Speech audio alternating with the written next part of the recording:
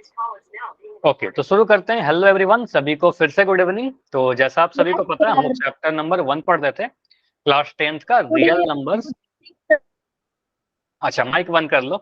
Good evening सभी को। वास्तविक संख्या यानी रियल नंबर्स, ठीक है।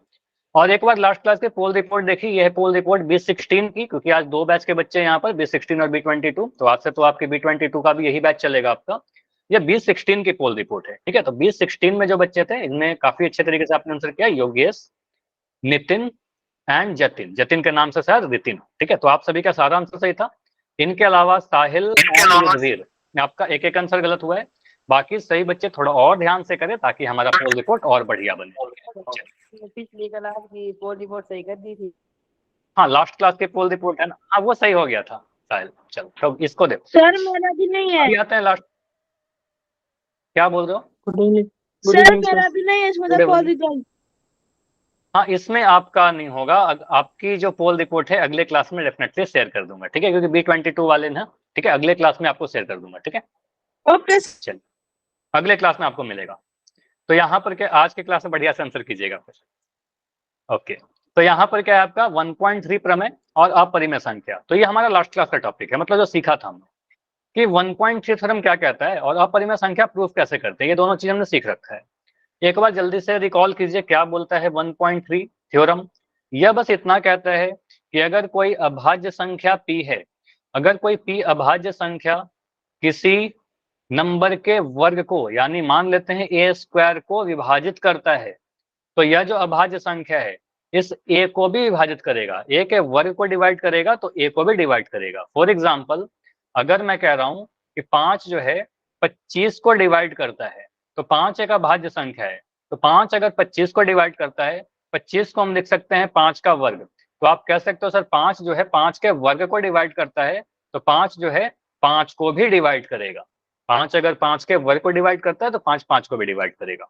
अगर मैं कह रहा हूं 2 एक अभाज्य संख्या है जो कि 16 को डिवाइड करता है, तो 16 क्या है, 4 का वर्ग है। तो आपको पता है कि सर 2 जो है 4 के वर्ग को डिवाइड करता है, तो यहां से कह सकते हैं 2 जो होगा अगर 4 के वर्ग को डिवाइड करेगा तो 4 को भी डिवाइड करेगा, ठीक है। 4 के वर्ग को डिवाइड कर रहा है तो 4 को भी डिवाइड करेगा। और 2 अभाज्य संख्या होना जरूरी है, तो 2 तो अभाज्य संख्या है ही, ठीक है। तो इस तरीके से आप ये सोच सीखा था। उसके बाद अपरिमेय संख्या कैसे प्रूफ करते हैं तो आज के क्लास में रिविजन कर ही लेंगे। इसके अलावा रिकॉल क्वेश्चन करने के पहले एक कंसेप्ट और समझो, जो आपने अपरिमेय संख्या को प्रूफ करने में कुछ स्टेप्स में सीखा था, ठीक है, उसको ध्यान से सीखिएगा। नहीं, आज से मैं ही आपकी क्लास लूंगा। जो बच्चे लिख रहे हो ना, हाँ आज से आपकी क्लास मैं ही लूंगा। यहाँ समझिए, आप क्या बोलोगे अगर एक नंबर लिख रहा हूं। देखो एग्जाम्पल समझाता हूँ, एक कंसेप्ट है बहुत इंपॉर्टेंट। अगर मैं लिख रहा हूँ 10 बराबर 2 गुना 5, ठीक है, तो यहां से आप क्या बोल सकते हो, सर 10 कैसे मिला, 2 और 5 को गुना करके मिला, ठीक है। तो हम कहते हैं 10 का गुणनखंड क्या है, 2 और 5, ठीक है। 10 क्या है, 2 से भी डिवाइड हो जाएगा। 10 को आप अगर 2 से डिवाइड करोगे तो आपको 5 मिल जाएगा। 10 को आप अगर 5 से डिवाइड करोगे तो आपको 2 मिलेगा। तो 10 2 और 5 दोनों ही से डिवाइड हो जाएगा, दोनों ही से विभाजित हो जाएगा। क्यों? क्योंकि 10 का गुणनखंड है 2 भी और 5 भी। ये समझ में आया? तो आप कह सकते हो सर अगर 10 को हमने लिखा 2 इंटू 5, 10 के 2 गुणनखंड दिख रहे हैं 2 और 5, तो हम कहेंगे सर 2 और 5 दोनों ही से 10 डिवाइड हो जाएगा, क्योंकि ये दोनों गुणनखंड है 10। सिंपल सी यही बात है। अगर मैं 2 और 5 के बारे में पूछूं तो 2 5 से डिवाइड नहीं होगा। 2 के टेबल में देखे 5 नहीं आता, 5 के टेबल में 2 नहीं आता। ये दोनों में कोई रिलेशन नहीं है। जो नंबर आपस में गुना है उसमें कोई संबंध नहीं। तो आप बोलोगे सर 10 2 और 5 दोनों से डिवाइड होगा। तो यही चीज अगर हम वेरिएबल के रूप में लिखें, चर के रूप में लिखें, अगर आप कुछ ऐसा लिखते हो x बराबर 3m, ठीक है, ये समझिएगा क्या लिखा है, x बराबर 3m। इसका मतलब ऐसा है क्या, इसका मतलब बोल सकते हैं सर x बराबर 3 गुना m। बताइए, ऐसा लिख सकते हैं ना, 3 और m गुना में है। यानी कि हम ऐसा बोल सकते हैं सर x का एक गुणनखंड मुझे 3 दिख रहा है, ठीक है। तो यहां से बोल सकते हैं x जो होगा 3 से विभाजित हो जाएगा, 3 से विभाजित हो जाएगा। बताइए, ये समझ में आया? विभाजित है। क्लियर? क्यों? कोई आपसे अगर पूछ ले क्यों ऐसा हो रहा है तो आप सिंपली बोलिएगा x जो है, x का एक गुणनखंड सर मुझे 3 दिख रहा है, x का एक फैक्टर मुझे 3 दिख रहा है, ठीक है। तो आप कहोगे सर x का x 3 से डिवाइड हो जाएगा, ठीक है। अगर मैं ऐसा लिखता हूं a बराबर 2k, इसका मतलब आप बोल सकते हो सर ए बराबर क्या है, 2 गुना के। ठीक है, तो ए बराबर 2 गुना के लिखकर आप क्या बोलोगे? पहला चीज मुझे बताइए, ऑप्शन नंबर ए मैं लिख रहा हूं, ए जो है 2 से विभाजित है, 2 से विभाजित है। या फिर मैं आपसे पूछ रहा हूं ऑप्शन बी, के जो है 2 से विभाजित है। बताओ क्या लिखना सही होगा इन दोनों में? Good evening everyone, good evening. इन दोनों में बताइए कौन सही। नाइस, तो आप क्या बोलोगे? सर मुझे दिख रहा है ए का एक गुणनखंड 2 दिख रहा है, 2 गुना के लिखा ना, तो ए का एक गुणनखंड मुझे 2 दिख रहा है, तो हम कहेंगे सर ए जो होगा वो 2 से डिवाइड हो जाएगा। 2 और के तो गुना में था, अगर मैं 3 को 5 से गुना कर दूं तो ऐसा थोड़ी बोलेंगे कि 3 5 से डिवाइड हो जाएगा या 5 3 से डिवाइड होगा, ऐसा नहीं होगा। तो जो गुना में है उसमें कोई रिलेशन नहीं होगा, आप सिंपली बोलोगे ए 2 से डिवाइड होगा। ठीक है, तो ये बिल्कुल गलत था, ऑप्शन ऐसा ही होगा। समझ में आया ये चीज? इसको यूज करते हैं आगे। ठीक है, एक और चीज देखिए, अगर मैं ऐसा लिखता हूं, एक नंबर लिखा P बराबर 3m और यहां पर लिख दिया Q बराबर 3n। ठीक है, तो यहां से आप क्या बोलोगे? P का एक गुणनखंड सर मुझे क्या दिख रहा है? 3। ठीक है, Q का एक गुणनखंड क्या दिख रहा है? 3। तो हम क्या बोल सकते हैं? P तथा Q दोनों का गुणनखंड 3 दिख रहा है, ऐसा बोलेंगे? दोनों का गुणनखंड क्या दिख रहा है बताओ? 3 कह सकते हैं? P और Q दोनों का गुणनखंड 3 है, तो इसको क्या बोलेंगे? सर P और Q दोनों का है, तो इसको कहते हैं उभयनिष्ठ गुणनखंड। ठीक है, इसको क्या कहेंगे? उभयनिष्ठ गुणनखंड। क्लियर? तो 3 क्या है? उभयनिष्ठ गुणनखंड, P में भी है और Q में भी है, तो P और Q का उभयनिष्ठ गुणनखंड 3 है। चलिए मुझे बताइए, अगर मैं कभी ऐसा लिखूं m is equal to 3n, या मैं और दूसरा नंबर लिख देता हूं, 3a लिख दिया, 3a, और इधर लिख दिया n बराबर 3b। मुझे बताइए m और n का उभयनिष्ठ गुणनखंड आप क्या बोलोगे? कॉमन फैक्टर क्या बोलोगे? 3। साफ आपको दिख रहा है सर, m में भी 3 है और n में भी 3 है, तो m भी 3 से डिवाइड होगा, n भी 3 से डिवाइड होगा, तो m का भी गुणनखंड 3 है, n का भी गुणनखंड 3 है, तो इसलिए कहेंगे सर उभयनिष्ठ गुणनखंड जो है m और n का, उभयनिष्ठ गुणनखंड हमारा कहलाएगा 3। ठीक है, उभयनिष्ठ गुणनखंड 3 कहलाएगा।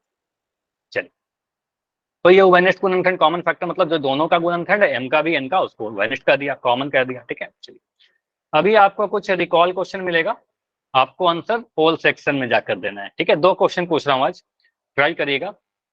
अभी दिख रहा है क्या स्क्रीन? शायद क्वेश्चन अभी नहीं आ रहा है। ठीक है, थोड़ा वेट कर लो 1 सेकंड, मैं बस चेक कर ले रहा हूँ, शायद अभी स्क्रीन नहीं दिख रही है, मतलब क्वेश्चन नहीं दिख रहा होगा, अभी दिख जाएगा। अभी दिखेगा तो बताइएगा। दिख रहा है?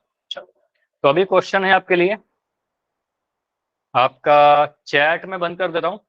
आपको आंसर कहाँ करना है आपको पता है, पोल सेक्शन में जाकर आंसर करना है। रिकॉल क्वेश्चन है, ध्यान से कीजिए, बस ये हमने लास्ट क्लास में सीखा है। थ्योरम 1.3 पे बेस्ट क्वेश्चन है। थ्योरम 1.3 प्रमेय 1.3 के अनुसार यदि 2 100 को विभाजित करेगा तो 2 और भी किसी नंबर को डिवाइड करेगा, वो नंबर आपको सिलेक्ट करना है। अगर 2 100 को डिवाइड कर रहा है तो 2 और किसे डिवाइड करेगा? 2 तो बहुत सारे नंबर को डिवाइड करेगा सर, लेकिन हमें उससे मतलब नहीं है, हमें तो थ्योरम 1.3 के अकॉर्डिंग बताना है। थ्योरम 1.3 क्या कहता है? चलिए जाइए पोल सेक्शन में जाकर अपना आंसर कीजिए। पोल सेक्शन में आपको अपना आंसर देना है। अगर 2 100 को डिवाइड करेगा तो 2 और भी किसी नंबर को डिवाइड करेगा, थ्योरम 1.3 के अनुसार, और 1.3 के अकॉर्डिंग आप इसको फिल करिए। हाँ जी, क्वेश्चन को पढ़िए, क्वेश्चन मैंने एक शॉर्ट फॉर्म में लिख भी दिया है, बस बैठे मत रहिएगा। देखो अभी मैं बैठा हुआ हूँ, आपको नहीं बैठे रहना है, सोच समझ के आंसर करना। सही है सर, आसान क्वेश्चन है। हाँ बहुत आसान क्वेश्चन है, आप अगर कोई भी चीज बहुत अच्छे तरीके से समझ लोगे ना तो वो आपको आसान ही लगेगा। ठीक है, कोई भी चीज हो, बस टाइम देना है, सर मुझे ध्यान आसान से सुनते रहना। लगता है। हाँ क्या कह रहे हो यतिन? चलिए 19 बच्चों के आंसर आ चुके हैं अभी, बाकी बच्चे आंसर कीजिए। बाकी बच्चे आंसर करो, क्योंकि क्लास में मुझे दिख रहे हो टोटल 35 बच्चे, आंसर आए हैं 22 बच्चे, मतलब बहुत सारे बच्चे अभी जिनका आंसर नहीं आया, तो रुकते हैं 20 सेकंड और 20 सेकंड और, ऐसा तो नहीं होना चाहिए, है ना। सभी को आंसर करना है, तभी आपकी अच्छी पोल रिपोर्ट बनेगी, तभी आपकी अटेंडेंस में नाम आएगा। कई बार आप लोग कहते हो सर अटेंडेंस में नाम नहीं आया, ये भी रीजन होता है कि आप पोल में आंसर ही नहीं करते हो, ठीक है, तो फिर वहां से आपका अटेंडेंस शॉर्ट हो जाता है। लास्ट 15 सेकंड, 15 सेकंड और, ठीक है, 10 सेकंड और, लास्ट 10 सेकंड। अभी 6 या 7 बच्चे और हो जिनका आंसर नहीं आया, या 6-7 से ज्यादा है क्या, एक सेकंड मुझे चेक करना, 6-7 ही बच्चे। लास्ट 5 सेकंड, 5,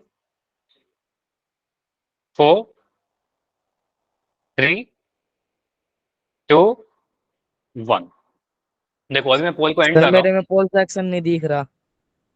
अच्छा अभी पोल नहीं आ रहा तो अभी आप चैट में लिख दो, ठीक है, क्योंकि पोल एंड हो चुका है, ठीक है। अभी चैट में आप अपना सही वाला आंसर लिख दीजिए, और क्लास के एंड में मुझे रुक कर बताइएगा कि आपका पोल अभी नहीं आ रहा था या फिर कभी नहीं आता। चलो ठीक है, अब देखो इसका आंसर क्या होगा, कैसे समझेंगे। प्रमेय क्या कहता था, प्रमेय यही कहता था ना कि कोई अभाज्य संख्या ए के वर्ग से डिवाइड होगा, तो पी जो है सर ए से भी डिवाइड होगा, ए स्क्वायर के वर्गमूल से डिवाइड होगा, ठीक है, तो पी अभाज्य होना चाहिए। तो यहाँ पर आप सिंपली कह सकते हो सर दो क्या है, एक अभाज्य संख्या है, यह अभाज्य संख्या 100 से डिवाइड हो रहा है, क्वेश्चन में लिखा गया है यदि दो 100 को डिवाइड कर देता है, विभाजित करता है, तो 100 को क्या बोल सकते हैं, 100 सर 10 का वर्ग है, तो 100 जो है 10 का वर्ग है, मतलब हमें दिख रहा है दो जो है 10 के वर्ग को डिवाइड कर रहा है, तो 10 के वर्ग को डिवाइड करने का मतलब दो जो होगा वो 10 को भी डिवाइड करेगा, 10 के वर्ग के वर्गमूल को भी डिवाइड करेगा, तो 10 का वर्ग का वर्गमूल लेंगे तो 10 आएगा। सिंपली आप कह सकते हो दो अगर 10 का स्क्वायर को डिवाइड करेगा तो दो 10 को भी डिवाइड करेगा, ठीक है, तो आंसर 5 नहीं बनेगा, 100 नहीं बनेगा, ऑप्शन नंबर सी बिल्कुल सही था। समझ में आया, सी बिल्कुल सही आंसर होगा। तो जिनका भी आंसर गलत हो गया वो बताइए, क्लियर हुआ। सिंपली क्या किया, थ्योरम ही तो यूज किया ना, अगर ए के स्क्वायर को डिवाइड करेगा तो ए को भी डिवाइड करेगा, अगर 10 के स्क्वायर को डिवाइड करेगा तो 10 को भी डिवाइड करेगा, 10 का स्क्वायर 100 है हमारा, तो 10 को भी डिवाइड किया, ठीक है, सिंपल से ये कंसेप्ट लगाया। चलिए अगला क्वेश्चन फिर से ध्यान से करिएगा, फिर से एक क्वेश्चन पूछ रहा हूँ, ठीक है, दो क्वेश्चन आ जाए स्टार्टिंग में। क्वेश्चन है ए बराबर 7c², बी बराबर 7m², कुछ चीज लिखा हुआ है, तो इनमें से बताओ कौन सा स्टेटमेंट सही है, बस एक ही स्टेटमेंट है जो सही है, ठीक है, ए बी सी या डी, सोच के बताइए, थोड़ा आराम से करना है, अपना टाइम लीजिएगा यहाँ पर, क्योंकि ट्रिकी सा क्वेश्चन है। आप पहले अपना आंसर, पहले क्वेश्चन को पढ़िए, ऑप्शन को पढ़िए, पोल थोड़ी देर के बाद दिखेगा, पोल अभी ऑन नहीं मिलेगा, ठीक है। लिखा क्या गया है, दिया गया है ए बराबर 7c² और बी बराबर लिख दिया गया 7m², कुछ ऐसा, ये दोनों चीज गिवन है, ये क्वेश्चन में दिया हुआ है, इसको देखकर बताओ ऑप्शन ए सही है, बी सही है, सी सही है कि डी सही है, कौन सा सही है, ठीक है। चलो अभी पोल को ऑन कर रहा हूँ, पोल मैंने ऑन किया है, जाकर पोल सेक्शन में जाकर आंसर कीजिए। हाँ अभी पोल दिख जाएगा, ठीक है, अभी पोल दिखेगा। तो इनमें से कौन सा सही है, देखो गेस नहीं करना है आपको, सोच समझ कर आंसर कीजिए। अभी ऐसा चीज हमने आपको बताया था, ये सेम कंसेप्ट अभी बताया था और बहुत ही इंपॉर्टेंट है, इसी को यूज करते हैं, ऐसे कंसेप्ट को यूज करते हैं √2, √3, √5 को अपरिमेय संख्या के प्रूफ करने में एक स्टेप में काफी इंपॉर्टेंट रोल प्ले करता है, काफी कंसेप्चुअल क्वेश्चन, ठीक है। तो ये 15 आंसर आ चुके हैं, बढ़िया। ए बराबर अगर 7c² है, बी बराबर 7m² है, आपको थोड़ा ये सोचना है कि 7c² कहने का मतलब ए बराबर 7 × c², बी बराबर 7 × m², तो ये देखिए यहाँ पर क्या सही, क्या c 7 से डिवाइड हो जाएगा, क्या m 7 से डिवाइड होगा, क्या a और b का उभयनिष्ठ गुणनखंड 7 है, या इनमें से कोई नहीं। चलिए तो अभी 24 आंसर आ चुके हैं, 24 में 19 आंसर सही है, बढ़िया। बाकी सभी बच्चे आंसर करेंगे। 26 आंसर आ चुके हैं, बढ़िया। मतलब अभी क्लास में 8 बच्चे हो जिनका आंसर नहीं आया, 8 या 9 बच्चे हैं, तो रुकते हैं 20 सेकंड। देखो इसमें भी कुछ भी आपको सॉल्व करने वाला पार्ट नहीं है कि आप कुछ सॉल्व कर रहे हो, ठीक है, बस क्वेश्चन को ध्यान से पढ़ना है। कंसेप्ट हमने अगर ध्यान से सुना था तो आंसर आ जाएगा। अगर आप क्लास में बहुत ध्यान से चीजों को सुनोगे, ये सारे क्वेश्चन कभी भी आपके गलत नहीं होंगे, ठीक है। लास्ट 10 सेकंड, 10 सेकंड और। अभी माइक नहीं ऑन करना है, कोई डाउट है तो पूछ सकते हो, अननेसेसरी माइक मत ऑन करना। तो लास्ट के 5 सेकंड रुक रहे हैं। 5 4 3 2 1। देखो टोटल 29 आंसर आए हैं, लेकिन क्लास में भी 6-7 बच्चे हो जिनका आंसर नहीं आ रहा है, तो ऐसे नहीं चलेगा, आप सभी को आंसर करना है, ठीक है। तो आप सभी लोग आंसर कीजिए। अगर आपके फोन में पोल का ऑप्शन आता है तो डेफिनेटली पोल में आंसर किया करिए, वहीं से आपकी एक रिपोर्ट बनेगी। देखो यहाँ पर मैं क्वेश्चन को समझा रहा हूँ। क्वेश्चन क्या बोला गया है, बोला गया था a बराबर 7c²। तो इसको हम कह सकते हैं सर a बराबर 7 गुना c², ये ऐसा बोल सकते हैं। सर b क्या लिखा हुआ था, b बराबर दिया गया था 7m², मतलब हम कह सकते हैं सर b बराबर 7 गुना m², ऐसा बोल सकते हैं। तो यहां से मुझे दिख रहा है सर a का गुणनखंड क्या हुआ, a का गुणनखंड 7 हुआ, b का गुणनखंड क्या हुआ 7 हुआ। तो 7 जो है a का भी गुणनखंड है और b का भी गुणनखंड है ना। तो आप कह सकते हो a जो है, सॉरी 7 जो है सर a का भी गुणनखंड है और 7 जो है b का भी गुणनखंड है। इसका मतलब इसको कहेंगे कॉमन गुणनखंड, मतलब उभयनिष्ठ गुणनखंड, कॉमन फैक्टर होना, ठीक है। तो आप कह सकते हो सर a और b दोनों ही का कॉमन फैक्टर 7 है, उभयनिष्ठ गुणनखंड है। तो आप ऑप्शन सी बोलोगे, सर ए और बी में उभयनिष्ठ गुणनखंड क्या है 7 है, 7 is common factor of A and B. Option number C बिल्कुल सही होगा, ठीक है। यहाँ पर एक चीज और ध्यान देना है, आपने बोला 7 गुना c², इन दोनों में कोई रिलेशन नहीं होगा। 7 c को डिवाइड नहीं करेगा, 7 m को भी डिवाइड नहीं करेगा, इसलिए ऑप्शन नंबर ए गलत है, ऑप्शन नंबर बी भी गलत है। कोई दो नंबर गुना होने का मतलब ये नहीं होता कि वो दोनों एक दूसरे को डिवाइड करते हैं, ठीक है। मैं 3 को 5 से गुना कर दूं, इसका मतलब थोड़ी होगा कि 3 5 को डिवाइड करेगा, चाहे 5 3 को डिवाइड करेगा, नहीं होगा, ठीक है। तो आप कह सकते हो दो नंबर गुना में है तो उनसे कोई रिलेशन नहीं बनता सर, गुणनखंड जो होगा वो डिवाइड करता है। चलिए तो यहां से आगे बढ़ते हैं। ये समझ में आया तो एक बार मुझे वाई लिख के बताइए, अगर क्लियर है तो वाई लिख के कंफर्म करिए ताकि आगे बढ़ चुके। चैट में लिख दो, अगर कोई डाउट है तो डेफिनेटली पूछ सकते हो, ठीक है। अभी आते हैं आगे। आगे क्या है हमारा, एक थ्योरम और आपने पढ़ा था लास्ट क्लास में कि √2 एक अपरिमेय संख्या है। यह सीधे आपको याद करना है, यह ध्यान रखिएगा। इसका प्रूफ भी आपको सिखा दिया गया है, कैसे प्रूफ करते हैं, आज दूसरा नंबर लेंगे। सबसे पहले समझिए कि थ्योरम 1.4 यही कहता है कि √2 एक अपरिमेय संख्या है। इसको हम लोग अलग अलग क्वेश्चन को अपरिमेय प्रूफ करने के लिए यूज करते हैं, ठीक है। अलग अलग क्वेश्चन को इस चीज को यूज भी करते हैं। अब कैसे प्रूफ करेंगे, आपके एग्जाम में डायरेक्ट हो सकता है कि आपके एग्जाम में पूछा जाए प्रूफ करके बताइए कि √2 अपरिमेय संख्या है। कॉन्ट्राडिक्शन का थ्योरम आपने पढ़ा होगा, थ्योरी विरोधाभास, ठीक है। तो वो तो हमने √2 तो प्रूफ किया था। आज क्या करते हैं, थोड़ा अलग नंबर लेते हैं, √5 को अपरिमेय प्रूफ करके देखते हैं। क्योंकि आपके एग्जाम में जरूरी नहीं है कि आपको √2 ही पूछा जाए, हो सकता है √5 बोल दे, हो सकता है कि √7 बोल दे, हो सकता है कि आपको √11 बोल दे, हो सकता है आपको √3 बोल दे, है ना। तो आप सभी पे प्रैक्टिस करके जाना, तरीका सेम होगा, ठीक है, तरीका सेम होगा, बस ध्यान से देखिए, रिवीजन भी हो जाएगा। प्रूफ करना है √5 एक अपरिमेय संख्या। आप में से एक बच्चा कोई मुझे बताओ, पहला स्टेप में आप क्या मानते हो, यहाँ पर क्या बोलते हो, माना क्या लिखेंगे आप, माना माना माना पास परिमेय परिमेय संख्या है। परिमेय संख्या। अभी माइक बंद कर लो। तो यहाँ पर आप लोग कह रहे हो सर मानेंगे थोड़ा उल्टा, गलत मानते हैं। √5 को एक परिमेय मान लो, अपरिमेय मत मानो। √5 को अपरिमेय प्रूफ करना है, हम अपने आप को गलत मानते हैं, ठीक है। √5 को परिमेय मान लेते हैं। तो आप इस तरीके से लिखोगे, स्टेप नंबर 1 में माना √5 एक परिमेय संख्या है, एक रेशनल नंबर मान लीजिए √5 को। अब इस चीज को बाद में गलत प्रूफ कर देंगे। अगर √5 एक परिमेय संख्या है तो √5 डेफिनेटली बटा के रूप में लिखा जा सकता है, a बटा b मैंने लिख दिया, a बटा b के रूप में लिख दिया।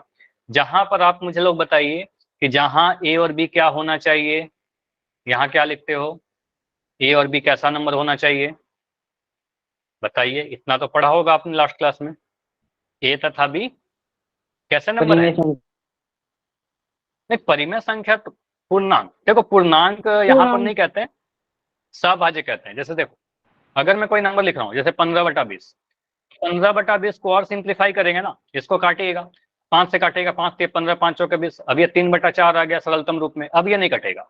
तो ऐसे वाले नंबर को क्या कहते हैं, ये सहभाज्य संख्या है, इसमें से कुछ कॉमन नहीं मिलेगा, अब ये नहीं कटेगा, ठीक है, तो सहभाज्य। तो यहाँ से आप बोल सकते हो सर ए और बी कैसा नंबर होना चाहिए, सहअभाज्य संख्या। तो यहाँ पर आप कहते हो सर ये दोनों सहभाज्य संख्याएं हैं, सहअभाज्य हैं या फिर सहभाज्य संख्याएं हैं।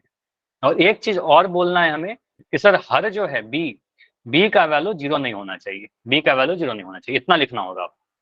अब इसके बाद बोलेंगे सर जो बी नीचे में है वो √5 के साथ गुना होगा जाकर। अच्छा, उमेश कश्यप के नाम से जो बच्चे आपने कई बार अपना नाम लिख दिया, ठीक है, मैं देख चुका हूँ, बार बार नाम मत लिखिए अपना, ठीक है, बस एक बार आप जब क्लास को ज्वाइन कर रहे हो बस उस समय नाम लिखो, ठीक है। यहां से आप कह सकते हो सर √5b बराबर a, b जो है √5 से मैंने गुना कर दिया, तो यहां से आपको मिलेगा √5b जो है वो a के बराबर है। अगर ये √5b a के बराबर है, अगर हम सेकेंड स्टेप में क्या कर रहे हैं, दोनों साइड स्क्वायर कर दिया, दोनों तरफ वर्ग किया। दोनों तरफ वर्ग करने का मतलब क्या हुआ सर, बाएं साइड भी स्क्वायर करेंगे, दाएं साइड भी स्क्वायर करेंगे, दोनों साइड स्क्वायर करेंगे।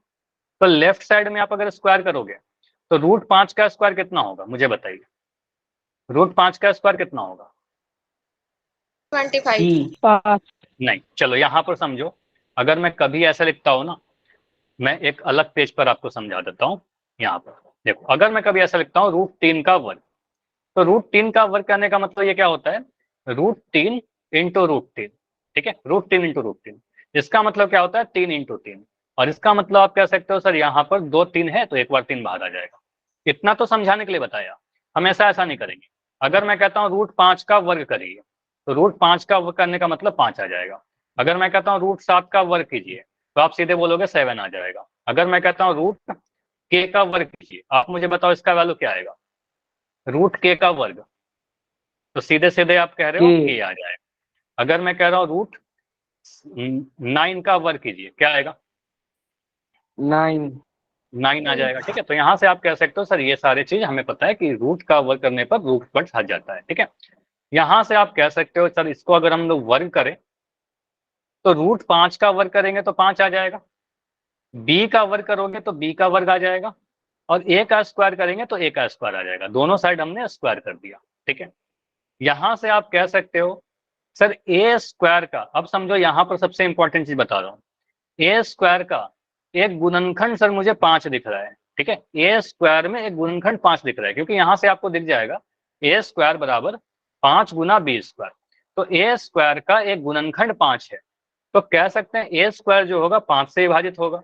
या फिर आप याद करने के लिए इसको और अच्छे तरीके से ऐसे लिखते हो, यहाँ से बोल सकते हैं सर b स्क्वायर बराबर a स्क्वायर बटा 5, ऐसा लिख दो आप, b स्क्वायर बराबर a स्क्वायर बटा 5। इस वाले स्टेप को मैंने आपको बताया था, इसको आप घेर लेना, ये इंपॉर्टेंट है, आगे भी हम लोग इसको यूज करेंगे। ये जो आपका लाइन बनता है ये काफी इंपॉर्टेंट है। यहां से आप बोलते हो सर b स्क्वायर बराबर a स्क्वायर बाई 5 जो है इसको समीकरण नंबर 1 मान लीजिए, ठीक है, इसको समीकरण नंबर 1 माना। अब यहां से हम क्या क्या बोल सकते हैं, यहां से आप सिंपली बोलोगे sir b square a square को अगर आपने 5 से डिवाइड किया तो b स्क्वायर मिल रहा है। कैसा बोल सकते हैं सर, a स्क्वायर को हमने अगर 5 से डिवाइड किया तो b स्क्वायर मिला, ऐसा बोल सकते हैं। मतलब a स्क्वायर जो है वो 5 से डिविजिबल है, कह सकते हैं ना। आप सिंपली बोलोगे सर a स्क्वायर जो होगा वो 5 से डिविजिबल होगा। यहाँ पर कंफ्यूज मत करना, अगर मैं कहता हूँ x बटा 5, इसका मतलब क्या हो रहा है, x 5 से डिवाइड हो रहा है, 5x से थोड़ी डिवाइड हो रहा है। मैं कह रहा हूँ m/3, मुझे बताइए m 3 से डिवाइड हो रहा है ना, m 3 से डिवाइड हो रहा है तो जो नीचे में है वो उससे डिवाइड होगा। तो यहाँ से आप बोलोगे तो b स्क्वायर बराबर a स्क्वायर बाई 5, इससे कह सकते हैं a स्क्वायर जो है 5 से डिवाइड होगा, क्योंकि 5 नीचे में है, ठीक है, 5 नीचे में है, तो कहेंगे वाला समझ में नहीं आया। ये नहीं समझ में आया। चलो मुझे आप माइक ऑन करके बताइए, अगर मैं लिखता हूँ 10/2, तो यहाँ मुझे बताओ आप क्या लिखोगे, 10 2 से डिवाइड हो रहा है या 2 10 से डिवाइड होगा, बताइए एक बताइए। नहीं, ये बताओ 10 2 से डिवाइड होगा या फिर 2 10 से डिवाइड होगा, कौन सही है? सर 2 10 से 2 10 से डिवाइड हो रहा है। अब दो यहाँ दो पे थोड़ा टाइम से सीखो, टाइम लेके देखो। अगर मैं कह रहा हूँ 10/5, इसका मतलब आप कह रहे हो सर 10 को हम लोग डिवाइड कर रहे हैं 5 से, नीचे वाले नंबर से डिवाइड कर रहे हैं। अगर आप लिखते हो 10 को 5 से भाग दे रहे हैं, इसका मतलब 10/5। इसका मतलब 10 को 5 से डिवाइड किया जा रहा है, 10 को 5 से डिवाइड कर रहे हैं। तो जो नीचे में नंबर है उससे डिवाइड कर रहे हैं ऊपर वाले नंबर को, ठीक है। तो यहां से देखकर हम क्या कहेंगे, a²/5 है, मतलब a² जो है सर ऊपर वाला नंबर नीचे वाले नंबर से डिवाइड होगा। तो यहाँ पर आप बोलोगे सर थ्योरम को यूज करेंगे तो लिख सकते हैं a² जो होगा वो 5 से विभाजित होगा, ये डिवाइड होगा, विभाजित है, ठीक है। तो अगर a² 5 से डिवाइड है तो क्या ऐसा लिख सकते हैं, एक बॉक्स में बना रहा हूं, यहाँ पर बताओ आप लोग क्या भरोगे। एक नंबर और होगा जो 5 से डिवाइड होगा, a होगा, ठीक है। कैसे बताया, थ्योरम 1.3 का यूज किया, ठीक है। तो सिंपली आप बोलोगे सर अगर किसी संख्या का वर्ग किसी अभाज्य संख्या से डिवाइड होगा तो ए भी, ए का वर्ग अगर 5 से डिवाइड होगा तो ए भी 5 से डिवाइड होगा, ठीक है। तो ये कंक्लूजन हमारे पास आया, ए 5 से डिवाइड होगा। अब समझो, आपने बोला कि ए 5 से विभाजित है, समझना। आप क्या बोल रहे हो, सर ए जो है 5 से डिवाइड हो जा रहा है। अब ये लिखना नहीं है आपको, मैं समझाने के लिए बस लिख रहा हूँ।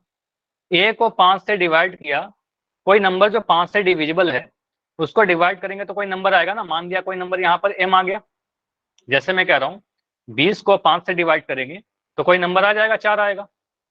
अगर मैं एक नंबर लेता हूँ जो 5 से डिविजिबल है, एक नंबर ले लिया मान लो 25, इसको 5 से डिवाइड करेंगे क्या आएगा बताओ। सर 25 को 5 से डिवाइड करेंगे क्या आएगा बताओ, 5 आ जाएगा, ठीक है। अगर मैं कह रहा हूँ कि 15 को 5 से डिवाइड करेंगे कितना आएगा, 3 आ जाएगा।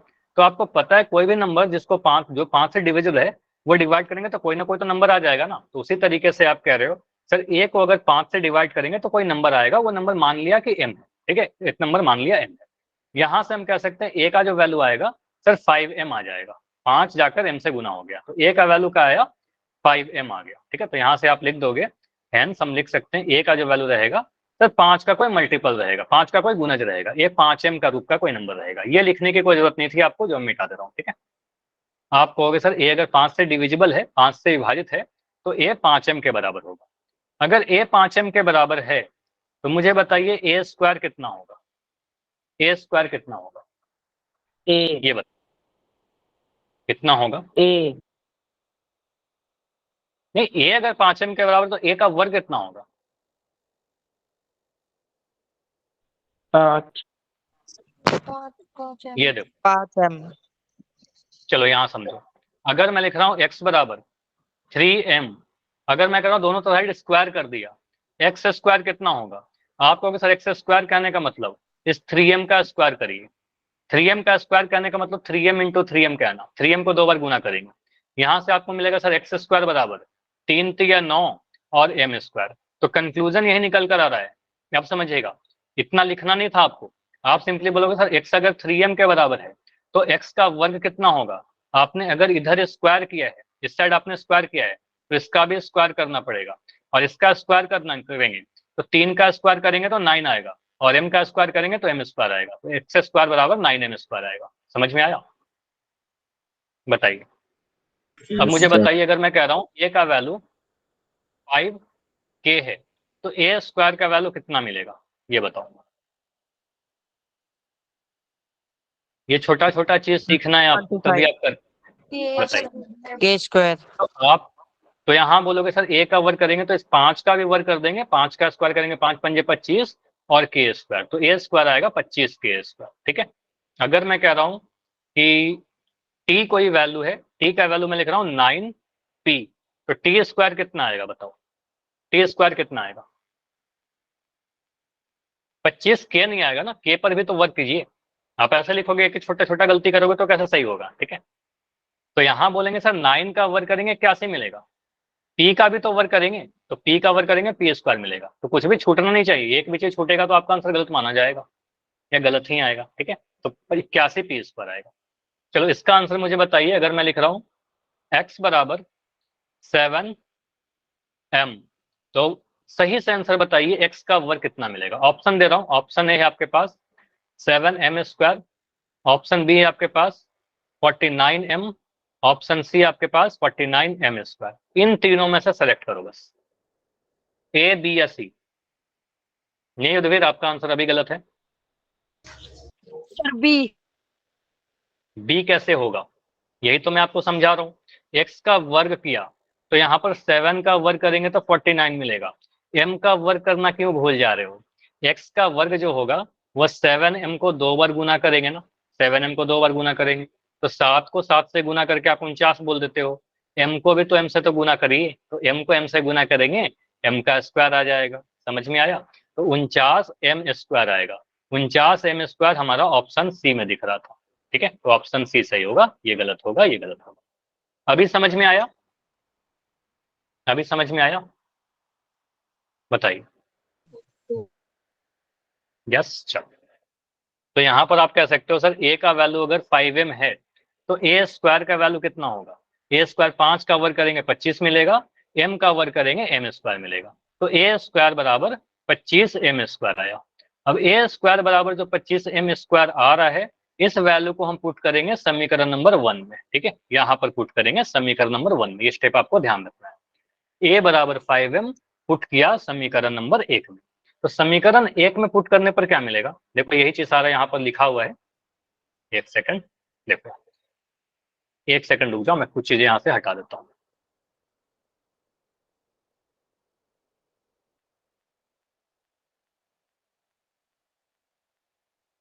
ठीक है, तो यहां से आपको मिल गया, ये देखो ये समीकरण जो मैंने लिखा था b² बराबर a²/5, ये वाला इक्वेशन यहाँ पर लिखा गया है, b² बराबर a²/5, समीकरण नंबर 1। अब यहाँ पर आप कह रहे हो सर a का वैल्यू 5m है, तो a² का वैल्यू अभी आपने निकाला, तो 25m²। 25m² पुट कर दीजिए समीकरण नंबर 1 में, तो यहाँ से पुट करने पर क्या मिलेगा, आप a² के जगह पर 25m² पुट करिए, तो यहाँ से आपको मिल जाएगा सर b² बराबर a² के जगह पर आपने लिखा 25m² बटा में 5। ठीक है, बटा में 5 तो था ही हमारा, 5 से काटिए 25 को, 5 पंजे 25, तो यहाँ से आपको क्या मिल रहा है सर, b² जो मिल रहा है वो 5m² के बराबर मिल रहा है। क्या इतना दिख रहा है आपको, b² जो है सर 5 × m² आया। मतलब यहाँ से हम कह सकते हैं सर b² का एक गुणनखंड मुझे 5 दिख रहा है, b² का एक गुणनखंड 5 दिख रहा है, तो 5 को नीचे ले आइए। b² में 5 से भाग देने पर m² मिल रहा है, 5 को नीचे ले आया, तो यहाँ से आपको हो गए सर b² में 5 से भाग देने पर m² मिल रहा है। इसका कंक्लूजन यही निकल रहा है कि b² जो है वो 5 से विभाजित है, b² जो है 5 से डिविजिबल है, विभाजित हो जाएगा, क्योंकि 5 नीचे में है, विभाजित है। तो b² अगर 5 से डिविजिबल है, 5 से विभाजित है, तो b भी 5 से विभाजित होगा, क्योंकि थ्योरम 1.3 यही कहता है। ठीक है, b जो होगा वह भी 5 से डिवाइड हो जाएगा, विभाजित। इतना क्लियर, इतना क्लियर। अब यहाँ पर दो, अगर आपने इतना लिख लिया, इसके बाद कुछ नहीं है। यहाँ के बाद आप दो स्टेटमेंट को देखते हो, इस पेज में आप देखो इस स्टेटमेंट को, इस वाले चीज को देखो क्या लिखा है, a 5 से डिवाइड है। आवाज नहीं आ रही, बाकी बच्चे को आवाज आ रही है क्या, बाकी बच्चे को आवाज आ रही है? Yes sir. ज्वाइन तो इनके नाम से बच्चों ने एक बार लेफ्ट करके ज्वाइन करो, सही हो जाएगा। ठीक है, a 5 से डिवाइड है, इस स्टेटमेंट को देखा, यहाँ पर आपको क्या दिख रहा है, b 5 से डिवाइड हो रहा है। तो इन दोनों को देखकर हम क्या बोलेंगे, इन दोनों स्टेटमेंट को देखकर हम ऐसा बोल सकते हैं क्या कि a और b, सर a और b दोनों ही नंबर थे जो 5 से विभाजित हैं, दोनों ही 5 से डिविजिबल है। इसका मतलब कोई दो नंबर a और b अगर दोनों ही 5 से डिवाइड होंगे, मतलब 5 दोनों में कॉमन आ गया। क्या सहभाज्य संख्या में ऐसा जरूरी है, ऐसा हो सकता है कि कुछ कॉमन आ जाए? ऐसा कभी नहीं होगा। तो आप कह सकते हो, इससे ये समझ में आ रहा है अगर a और b दोनों में 5 दोनों ही 5 से डिवाइड हो जा रहे हैं, इसका मतलब a और b सहभाज्य संख्या नहीं हो सकते, नहीं है। और हमने क्या माना था, हमने क्वेश्चन को प्रूफ करते समय स्टार्टिंग में ही माना था कि a और b सहभाज्य, ये सहभाज्य भी तो माना था, a और b सहभाज्य है। ठीक है, a और b सहभाज्य, तो ये दोनों चीज तो एक साथ नहीं हो सकता, एक बार आप बोल रहे हो सहभाज्य, एक बार सहभाज्य नहीं है। ठीक है, तो इसका मतलब कुछ ना कुछ गलती हो रहा है। ठीक है, कुछ विरोधाभास है। तो यह विरोधाभास कि आपने बोला था सहभाज्य होने चाहिए, यहाँ पर सहभाज्य नहीं आ रहा, तो यह विरोधाभास ये जो गलत हो रहा है, क्यों हो रहा है? यह विरोधाभास हमारी गलत कल्पना से प्राप्त हुआ। क्या गलत कल्पना? या हमने था रूट 5 एक परिमेय संख्या है, रूट 5 परिमेय संख्या है, ये प्रूफ नहीं कर रहे हैं, यहाँ पर कंफ्यूज नहीं होना। आप बोल रहे हो कि रूट 5 जो परिमेय संख्या है जो हमने बोला सर वो गलत है, हमने गलत बोल रहे हैं, अपने आप को जो माना ना वो एक्सेप्ट कर रहे हैं कि हमने गलत किया था, ठीक है। तो सिंपली आप बोल रहे हो यह जो कॉन्ट्राडिक्शन आ रहा है, विरोधाभास आ रहा है, इसलिए आ रहा है क्योंकि हमने कुछ गलत मान लिया था। तो रूट 5 एक परिमेय है या गलत है, इसका मतलब ये है सही क्या होगा? सही ये होगा कि रूट 5 एक अपरिमेय संख्या रहा होगा। इतना लिखकर आप प्रूफ लिख दोगे, आपका आंसर बिल्कुल सही होगा, पूरे नंबर आपको मिल जाएंगे। क्लियर हुआ? तो कुछ इस तरीके नहीं है ये Yes, का पूरा sir. तरीका है। बस हम लोग क्या करते हैं, पहले रूट 5 को परिमेय मानते हैं, फिर एक कॉन्ट्राडिक्शन के थ्रू ये दिखाते हैं कि हमने जो माना वो गलत माना था, और जो हमने माना वो गलत माना था, मतलब परिमेय संख्या गलत है, इसलिए वह एक अपरिमेय संख्या रहेगा। ठीक है, बस इतना ही। तो इस टाइप के अलग अलग क्वेश्चन आपके पास आते हैं, कभी रूट 2 को देगा, कभी रूट 5 देगा, कभी रूट 3 देगा, है ना, एग्जाम में अलग अलग आते रहेगा। ठीक है, तो क्या आप सभी ने नोट डाउन कर लिया इसको, या मैं दिखा दूं फिर से? स्क्रीनशॉट ले लीजिए अगर नोट डाउन नहीं किए हो। तो ये पूरा सॉल्यूशन मैं आपको दिखा रहा हूँ, ये पहला पेज है आपका, इस पेज के आप स्क्रीनशॉट लो। ले लिया?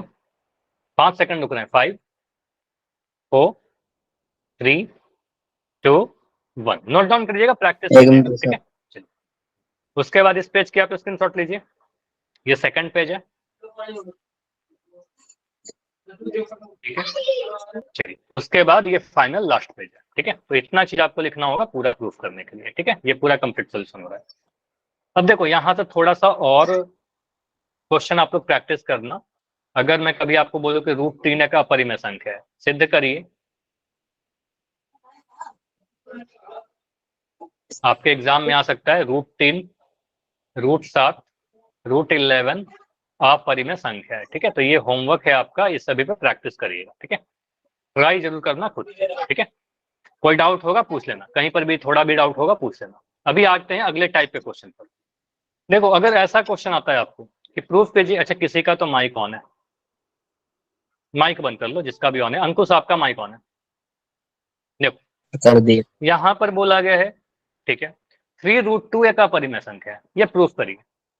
अब जैसे देखो आपने जब √2 को प्रूफ किया तो √2 में काफी चीज हमें लिखना पड़ा, लेकिन ये क्वेश्चन बहुत आसान है। ये जो क्वेश्चन अभी दिख रहा है ये बहुत आसान है, इसमें ज्यादा चीजें नहीं लिखनी है, बहुत ही कम चीजें लिखनी होती है। ठीक है, समझिएगा, बहुत आसान है। तो स्टार्ट बिल्कुल वैसे ही करेंगे। आप स्टार्ट क्या करोगे, पहले ये मुझे बताओ, 3√2 में अगर मैं आपसे पूछूं कि √2 जो पार्ट दिख रहा है, ये वाला जो भाग दिख रहा है, ये नंबर कैसा है, बस इतने के बारे में आपसे पूछूं, परिमेय है कि अपरिमेय है, रेशनल या इरेशनल, बताइए। इरेशनल है, अपरिमेय संख्या, इतना तो हमें पता है कि √2 अपरिमेय संख्या है। बस अगर इतना पता है तो आप बहुत जल्दी से सॉल्व कर लोगे। देखो आप सिंपली बोलोगे, यहाँ पर क्या लिखते हैं सर, माना, लिख लीजिए साथ के साथ, 3√2 एक परिमेय संख्या है। ठीक है, आप परिमेय मान लो, फिर वही चीज करेंगे, अपने आप को गलत प्रूफ कर लेंगे।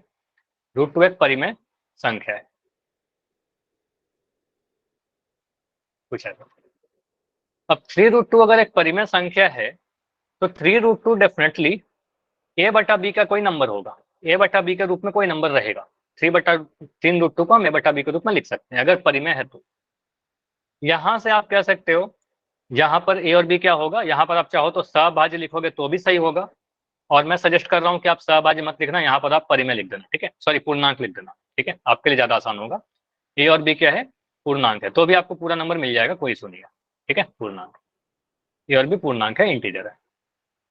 ठीक है, ए और बी को पूर्णांक माना, बी का वैल्यू बता दीजिएगा, बी का वैल्यू 0 नहीं होना चाहिए सर, ये तो हमें याद ही है कि नीचे में 0 नहीं होना चाहिए।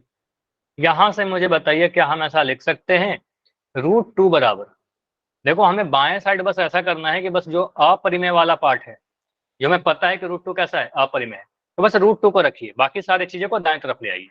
तो मुझे बताइए √2 बराबर क्या लिखें, दो ऑप्शन दे रहा हूं। ऑप्शन ए, √2 बराबर a/3b, ऑप्शन बी है √2 बराबर a/b -3। क्या लिखना चाहिए मुझे? इन दोनों में क्या लिखा जाएगा? सोच के बता। ए। यहाँ पर समझो, अगर मैं कभी ऐसा लिखता हूँ ना, 5x का वैल्यू अगर 20 है तो x का वैल्यू कितना मिलेगा? आप कह रहे हो सर 5 जो है x के साथ गुना में है, तो उधर जाकर डिवाइड होगा ना, 20/5 बनेगा, 20/5 बनेगा, तो नीचे में डिवाइड हो गया। तो √3 जो है गुना में है यहाँ पर, ऐसा समझिए। 3 और √2 आपस में गुना था, तो अगर मुझे सिर्फ √2 चाहिए तो जो 3 जो गुना में है वो नीचे में आ जाएगा, तो यहाँ से बोलेंगे सर a/3b बनेगा। ये क्लियर हुआ? a/3b बनेगा, माइनस मत कर दो ना यहाँ पे, ठीक है। अगर प्लस या माइनस रहता, जोड़ से कनेक्टेड रहता, माइनस से कनेक्टेड रहता, तो उधर जाके घटाव कर दो, ठीक है।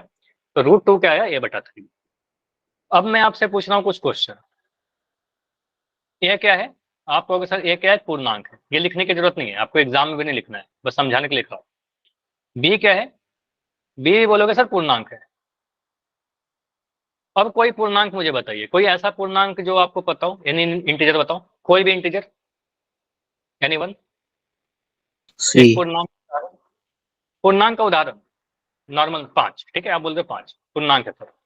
5 को मैं 3 से गुना कर दूं, क्या मिलेगा? 15 मिलेगा, या भी एक पूर्णांक मिलेगा। तो अगर बी एक पूर्णांक है, तो अगर मैं बी को 3 से गुना कर दूं तो 3 भी तो एक पूर्णांक ही आएगा ना, यह भी एक पूर्णांक आएगा। क्लियर है? तो अगर कोई नंबर पूर्णांक है तो उसका 3 गुना, अगर उसमें 3 से गुना करेंगे तो वो भी पूर्णांक आएगा। तो यहां से आप सिंपली कह सकते हो, ये लिखना नहीं था आपको, यहां से बस मुझे ये समझ में आ रहा है सर ऊपर वाला जो ए है यह भी एक पूर्णांक है, यह भी एक इंटीजर है। नीचे 3 भी जो दिख रहा है, 3 भी जो दिख रहा है सर यह भी एक पूर्णांक है। मतलब ये नंबर पूर्णांक बटा पूर्णांक है। मतलब दाएं साइड, बराबर के दाएं साइड जो नंबर लिखा है वो एक परिमेय संख्या है कि अपरिमेय संख्या है? बताओ। बराबर के दाएं साइड जो नंबर लिखा हुआ है यह परिमेय है कि अपरिमेय है? बताओ। परिमेय है, रेशनल नंबर है, क्योंकि आपको पता है पूर्णांक बटा पूर्णांक के रूप में लिखा हुआ नंबर परिमेय संख्या होता है। अब मुझे बताइए कि बराबर के बाएं साइड जो नंबर लिखा हुआ है √2, यह नंबर कैसा है? यह नंबर कैसा है? अपरिमेय है, ठीक है। तो यहां बोलोगे सर अपरिमेय संख्या है। यहां मैंने लिख दिया सर बाएं साइड अपरिमेय है, दाएं साइड में परिमेय है। क्या ये जो मैंने लिखा है यहाँ पर ये कभी पॉसिबल है? क्या ऐसा कभी हो सकता है क्या कि एक अपरिमेय संख्या एक परिमेय संख्या के बराबर आ जाए? आप बोलोगे सर ऐसा कभी भी पॉसिबल नहीं हो सकता कि एक परिमेय संख्या एक अपरिमेय संख्या के बराबर हो जाए, ठीक है। तो ऐसा पॉसिबल नहीं है। तो आप यहाँ पर बोलोगे सर ये जो स्टेटमेंट है गलत आ रहा है, मतलब यह विरोधाभास। ऐसा विरोधाभास क्या होता है? जो कभी सही नहीं हो सकता ना। तो आप कहोगे सर यह विरोधाभास जो आपने याद कर रखा है, बस वही चीज लिखना होगा। विरोधाभास मैं लिख देता हूँ, साथ के साथ आप भी लिख लो। जितना आप लिखोगे उतना याद होते रहेगा आपको। इसलिए हमारी, ऐसा लिख देना, हमारी गलत कल्पना से प्राप्त हुई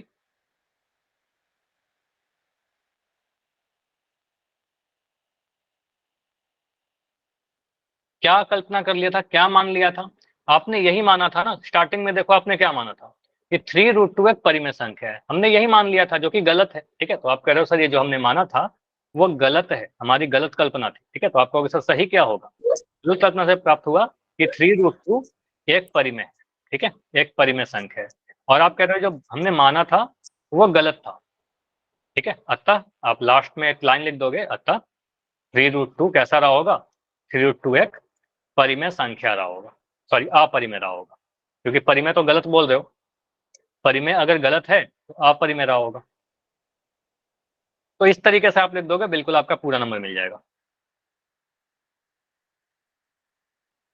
समझ में? सबसे आसान तरीका है, एक तरफ अपरिमेय रख दीजिए, एक तरफ परिमेय रख दीजिए, दिखाइए कि अपरिमेय और परिमेय कभी बराबर नहीं हो सकते। तो ये जो चीज मिल रहा है ये लाइन ही एक अपने आप में कॉन्ट्रोवर्सी है, एक विरोधाभास है। तो विरोधाभास क्यों मिल रहा है? क्योंकि हमने कुछ गलत मान लिया था। जो गलती माना था उसको एक्सेप्ट कर लो कि हमने गलत माना था, सही हो जाएगा। समझ में आया ये चीज? बताइए, ये क्लियर हो गया? तो ऐसे और आते हैं यस क्या? सर। बिल्कुल आते हैं। इसको आप पहले स्क्रीनशॉट ले लो। चल पहले तो स्क्रीनशॉट लीजिए, ठीक है। तो आपको ट्राई क्या करना है, आपको ट्राई करना है ऐसे ऐसे कोई नंबर और मैं लिख रहा हूँ 5√5, मैं लिख दूँ 2√5, 3√7। तो ये सारे नंबर को प्रूफ करने का ट्राई करिएगा, ये सारे अपरिमेय संख्या। आपके एग्जाम में इनमें से कुछ भी लिखकर पूछा जा सकता है, ठीक है, कि ये अपरिमेय है, ठीक है। प्रूफ करना है, सिद्ध करना है, ये सारे के सारे अपरिमेय है, ठीक है। ट्राई कर लीजिएगा। अभी अगला टाइप पर जाएं, अगला टाइप का क्वेश्चन करें। देखो एक टाइप और है, ऐसा भी क्वेश्चन पूछा जा सकता है कि 5 माइनस √3, 5 और 3 के बीच में माइनस का साइन है, ठीक है, और बोला जा रहा है कि प्रूफ कीजिए कि यह एक अपरिमेय संख्या है। स्टार्टिंग के स्टेप सेम रहेंगे, बस आप क्या करोगे, आप कहोगे सर 5 माइनस √3 एक परिमेय संख्या है, माना, पहले ये लिख दो, माना 5 माइनस √3 एक परिमेय संख्या है, रेशनल है, ठीक है।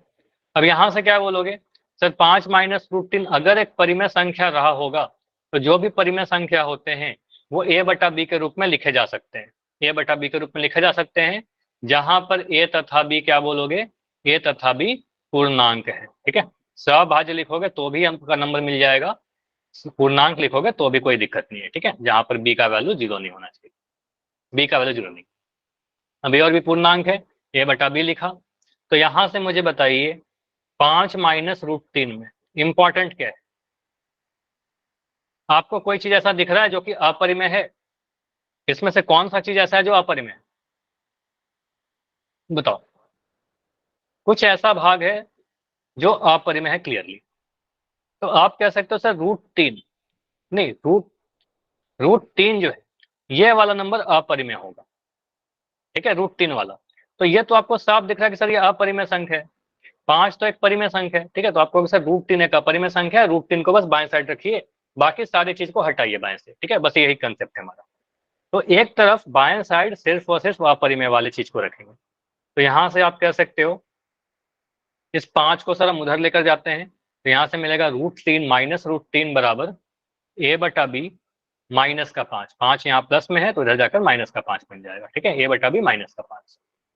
यहां से कहोगे सर ये माइनस का साइन जो है इसको अगर हम हटाएं तो ये माइनस का साइन उधर जाकर गुना हो जाता है। इसके लिए मैं कुछ कंसेप्ट आपको बता देता हूं। अगर मैं कभी लिखूं माइनस एक्स का by value a minus b के बराबर है, तो होता क्या है, ये माइनस का साइन जब यहां से आप हटाओगे, एक्स का वैल्यू जब आप लिखना चाहोगे तो माइनस का साइन a से भी जाकर गुना होगा, माइनस का साइन b से भी जाकर गुना होगा। तो a जो है बन जाएगा माइनस का a, और जो b है वो माइनस के साथ बन जाएगा प्लस का b, ठीक है। तो ये बन के आएगा आपका b माइनस, ठीक है, प्लस b पहले लिख दिया, माइनस है बाद में लिख दिया। इतना करना है क्या हमेशा, नहीं, इतना थोड़ी करेंगे, हर बार इतना करेंगे तो काफी टाइम लग जाएगा। आपको बस इतना ध्यान रखना है कि माइनस एक्स बराबर a माइनस बी है, तो x का वैल्यू जो होगा वो b माइनस से होगा, ठीक है। अगर मैं कह रहा हूँ माइनस m का वैल्यू अगर 3 माइनस k है तो m का वैल्यू जो होगा, माइनस साइन आपने हटाया तो m का वैल्यू k माइनस 3 होगा, ठीक है। तो इस टाइप की चीज आप ध्यान रखिएगा, माइनस साइन हटाने का मतलब साइन को चेंज कर देना। अगर मैं लिख रहा हूँ माइनस a का वैल्यू x माइनस वाई है तो a का वैल्यू कितना होगा, y माइनस एक्स होगा, ठीक है। तो इस टाइप से आप ध्यान रखिएगा कि माइनस साइन हटाएंगे तो दूसरे तरफ भी साइन चेंज कर लेंगे, ठीक है। तो यहां से आप कह सकते हो माइनस √3 अगर a माइनस बी a बटा b माइनस बी है तो √3 का वैल्यू कितना बनेगा, आपने बस माइनस साइन हटाया तो जो माइनस का 5 है वो 5 आगे आ जाएगा, और a बटा b जो है प्लस के साथ वो बन जाएगा माइनस का a बटा b, ठीक है। इसके बाद कुछ नहीं लिखना, इसके बाद कुछ नहीं लिखना, सिंपली आप यहां से बोलोगे सर √3 कैसा नंबर है, बराबर का साइन लगाया, √3 कैसा नंबर है, आप कहोगे सर √3 एक अपरिमेय संख्या है, अपरिमेय संख्या है। और बराबर के दाएं साइड जो नंबर है वो कैसा नंबर है, अब इसके बारे में आप थोड़ा कंफ्यूज हो गए।